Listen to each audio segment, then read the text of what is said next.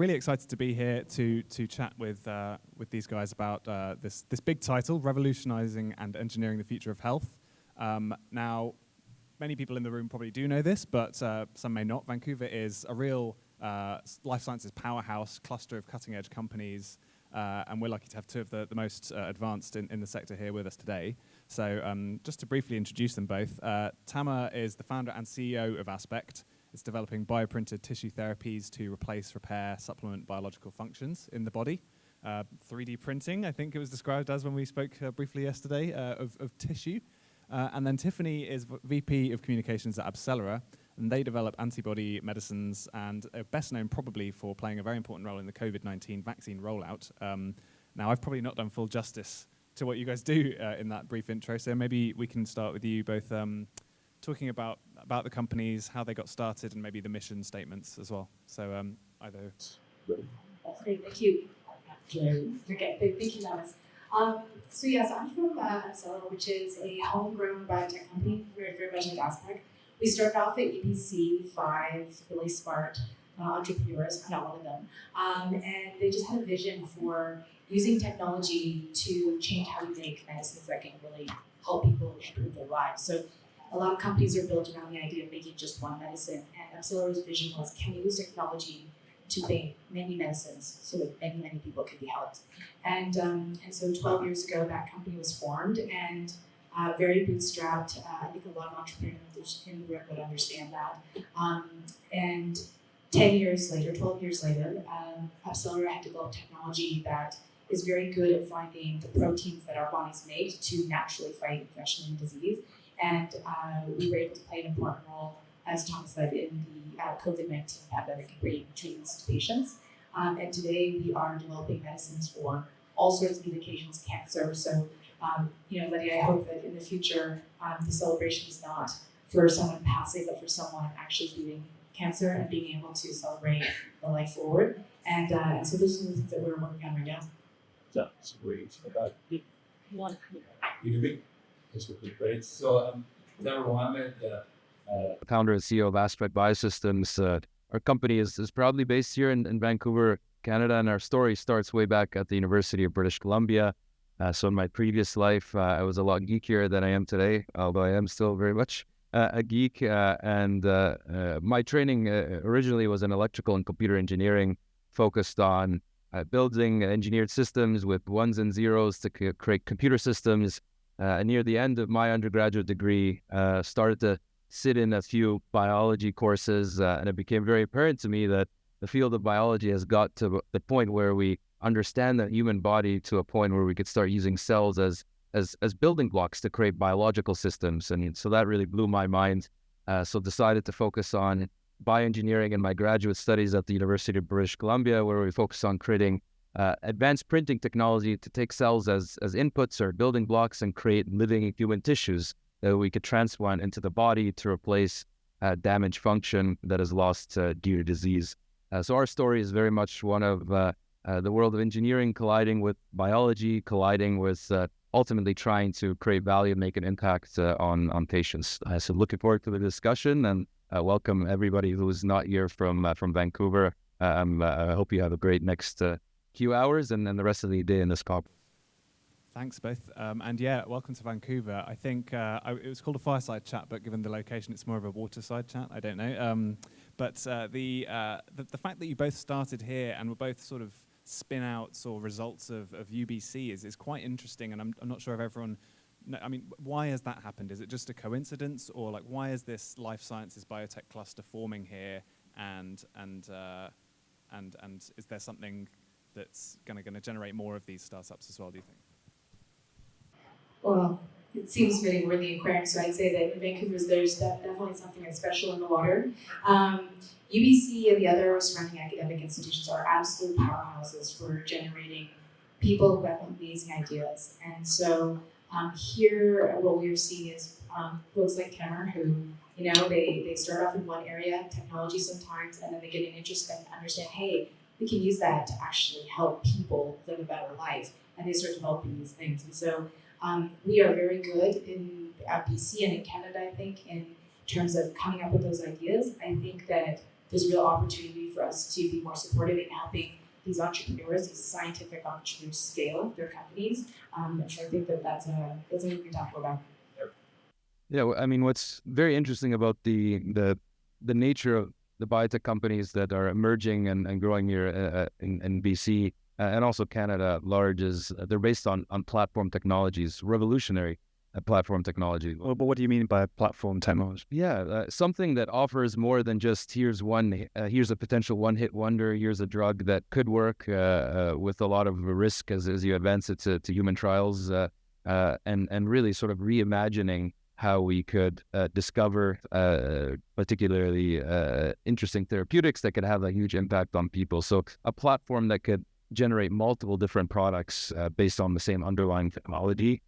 So I would say that's something that's particularly unique about the types of companies that we have here, whether it's Abcellera and their world-class platform focused on antibody discovery, which kind of showed its real might in the face of the pandemic, where they were able to discover an antibody to treat many millions of people around the world from that infectious disease, or Aspect Biosystems, a platform that offers the potential to create many different types of implantable tissue therapeutics. Right now, we're focused on metabolic and endocrine indications. One example of that is diabetes, where people have to rely on insulin injections for the rest of their life and all that comes with that, including reduced lifespan. What we're focused on doing is actually creating a living tissue that has the cells that are capable of sensing glucose and releasing insulin, so we could implant that into the body and avoid the need for insulin injection. That tissue would actually sense glucose and release insulin. But if you take a step back and we look at our platform is capable of doing many other things, including generating liver tissues to avoid the need for liver transplantation. And so the companies that are emerging here in Vancouver and British Columbia and Canada at large are backed by really powerful, globally impactful platform technologies. And also coupled with that is these companies are led by visionary founders, and that's very important because with these types of technologies, there's a lot of risk and there's a lot of hurdles along the way, and really need that passion and that vision from really ambitious founders to get you through all of those difficult. Well, just or others. I think we have a new breed of I would say biotech leaders in Canada, was exciting. Yeah, just to jump in on that, because I think it fits perfectly with what you were just saying. There's a quote from you earlier in the year, which I really love, which is, I want to build a $100 billion company, but it has to be here, it can be here, and it will be here. To get there, we have to be a bit un-Canadian about it. So yeah, what did you mean by that? And maybe to Tiffany's point, what are some of the challenges in sort of changing how things may have worked in the past to do that? Well, I mean, I certainly wasn't bluffing when I said I wanted to build a $100 billion company. I'm lucky in that I'm not just Canadian, I'm also Egyptian, and so I get to rely on that part. Obviously, the Egyptians had their glory 5,000-6,000 years ago. We haven't done much past several decades. So, but I would say Canada's has such a unique, I would say, fabric of people that are really sort of collaborative. And you could see that through our interactions. I remember even before that Tiffany joined Abcellera, she founded her own marketing and graphics design firm. She actually helped us design our first graphics and decks when we were trying to tell this crazy story of 3D printing tissues. So we're really collaborative. We're the nice guys. People like us when we travel around the world. The one thing that people look at when they see Canadians are like, we're the nice guys. But we need to take it sort of one step further and actually capture value. So an example of this is, many people here don't know that insulin was actually discovered in Canada about 100 years ago in Toronto. And we gave it up for $1 to a company called Novo Nordisk.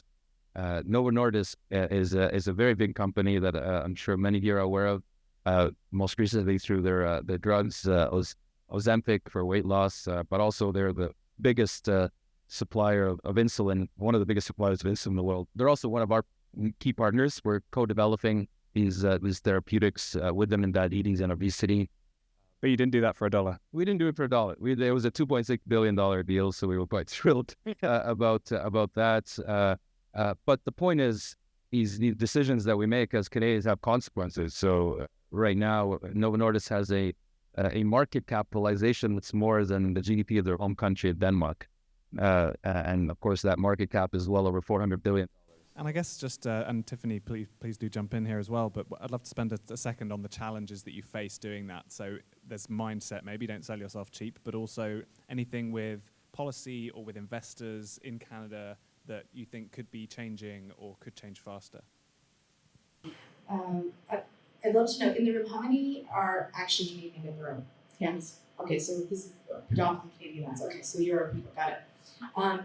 But again, something Letty said, we are known for being a little bit polite. And I would say that one of the mindset things that Canadian entrepreneurs in general, but definitely inside biotech, is the idea that we have as much to offer as any of the other folks in other countries. And being in a position where we are aggressive about bringing our ideas forward. I think when we go and ask for money from places, I think we think too small. For example, when you're doing funding rounds in biotech in Canada, if you're asking for $20 million, people think you're crazy. If you go down to San Francisco, they ask you why you're wasting your time and not asking for more. So there's a lot of things that as entrepreneurs and as folks building businesses, even outside of the funding group, you need to think about and understand if we are truly world-class, what are companies that exemplify that? What are the types of behaviors they exhibit? What are the types of things that they've done? I think there's things to learn there. And I think what is kind of cool about the things that are happening in Canada right now is that you do have companies that are actually showing there is a way to do this. Like we can actually, we have the ideas that are worth funding. Those ideas can have a huge impact. And we talked a little bit about the pandemic, but as an example, another company in Vancouver called Acutis, they developed the lipid nanoparticle technology that was used in the Biotech vaccine. So literally a billion or more, I actually don't know the number, patients treated. The work that Abcellera did, we developed a treatment for COVID-19 before vaccines were available that helped 2.5 million people. And that was all in the span of under a year. And so there's a huge impact that we can have. And I think the key is bring ourselves to the table, get those ideas funded, right? And then you gotta work like hell. So Any thoughts on that, Tamer, about policy or investment challenges that you're encountering, or things that you think are changing or could change when you go and when you're doing a funding round, or when you're striking a partnership like the one you've done with Novo Nordisk? Yeah, I mean, one thing that is sort of weak in our ecosystem here is the infrastructure you need to really build a world-class biotech company. And so from that perspective, we've been partnering very closely with the government of Canada to fill that gap in our ecosystem so that we could go the distance. We don't just discover, develop, and then pass the baton on to somebody else in another country to manufacture and reap the rewards of true productivity and impact on GDP. And so that's why we partnered with the government recently on this $200 million partnership to build the capability so that we could manufacture these products for people around the world, but from here in Canada. And Abcellera has done something very, very similar. So it's an exciting time. I think we really see the opportunity to seize the moment, and I'm excited to see that we've been doing that and building on the momentum. Thank you. Just, I guess, the future-looking blue sky bit. I mean, how do you both see and want your companies to be playing the role in healthcare over the next few years? We've talked about some of the big milestones in the recent past, but what's keeping you busy? So maybe as a point of reference, making new medicines is not something that is a very quick turnaround. Typically, it takes between 10 to 12 years. It costs about $3 billion, and 95% of the programs will fail. So this is not even casino odds. Like, this is, you're going into it and your odds of success are very, very slim. So I think that, first is that Abcellera had a lot of success. We had actually invested years in our technology to be prepared to respond to the pandemic. And now where we're at is we are applying that technology across a bunch of different places. And it will take us years to bring new medicine to patients. And so there is now a transition for which we need to remain very focused around the work that we're doing, and also developing a lot of new capabilities that don't exist in Canada right now. So like as Tamer was saying, Canada's actually, especially for antibodies, we don't have the ability to make them flat. And so we are also building that capability in Canada.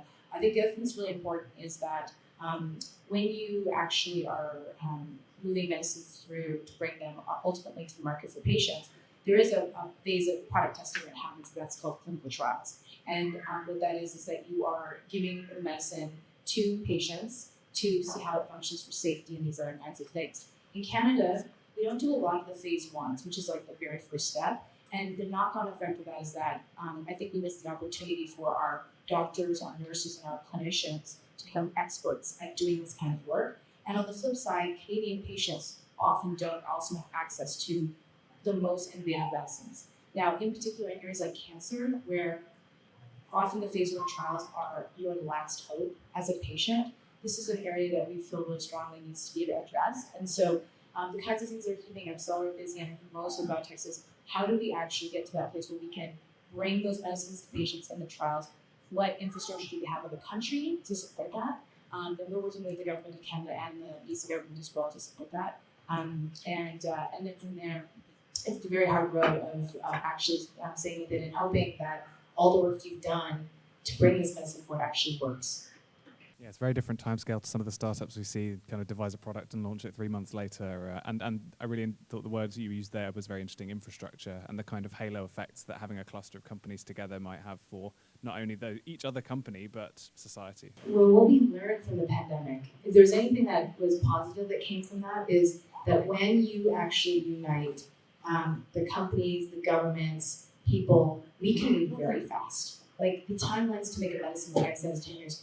The first COVID antibody treatment that we produced, we did it in 90 days. So these are the types of things that it can be done. We just need to bring everything in alignment so that everyone's pulling together. Thanks. And Tamer, any thoughts on that? Like, what's the mission? Okay, we've got 5 minutes. So yeah, if you can explain the next 10 years in a couple of minutes, then that would.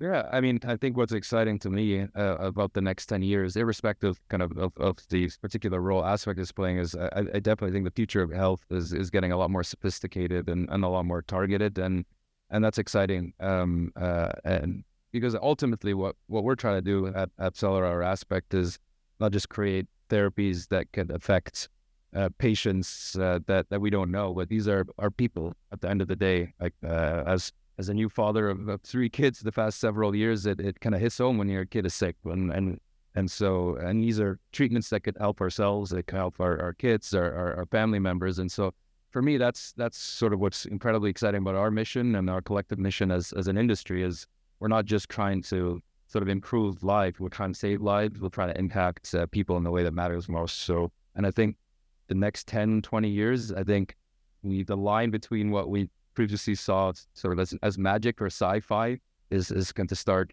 sort of blurring with reality, and we're going to see things like what Aspect is doing, like 3D printed tissues that was in the replicator in Star Trek several decades ago, and now it's becoming a reality, which is really exciting. Final obligatory question for any tech event in the last couple of years, but I think you both are using various aspects of AI and machine learning, so maybe in just 60 seconds, any interesting things we should know about that?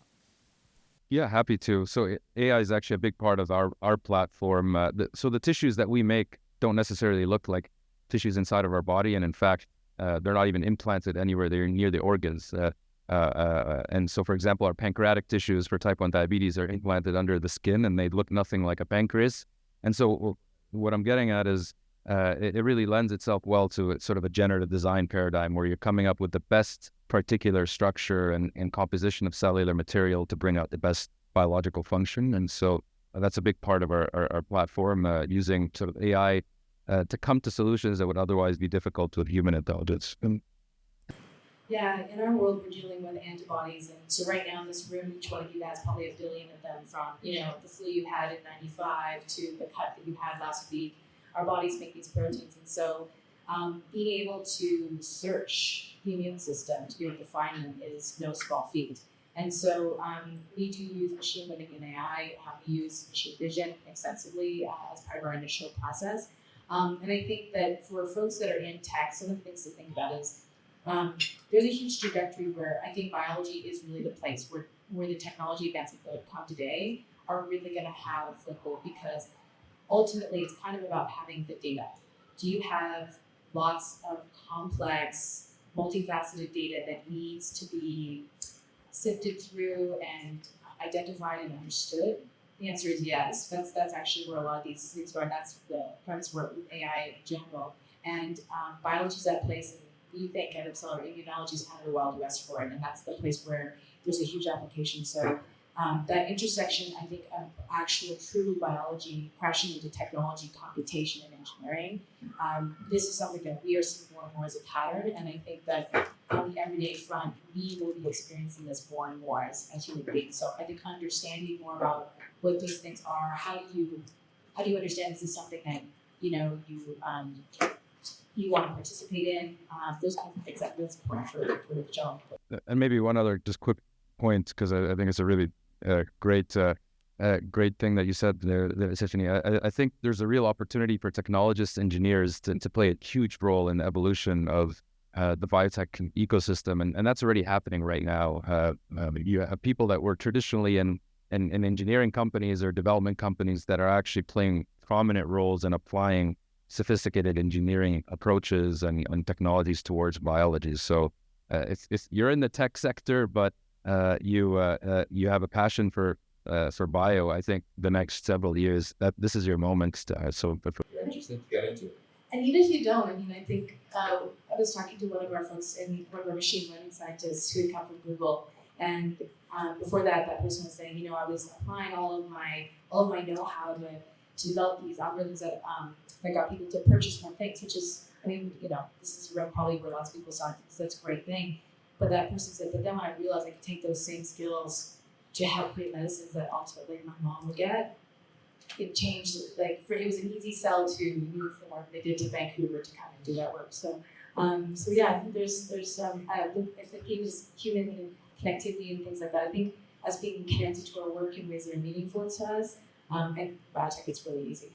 Yeah, it's an amazing place to finish. So I'd just like to thank our panelists once again, and thank you for listening. Hope it was informative.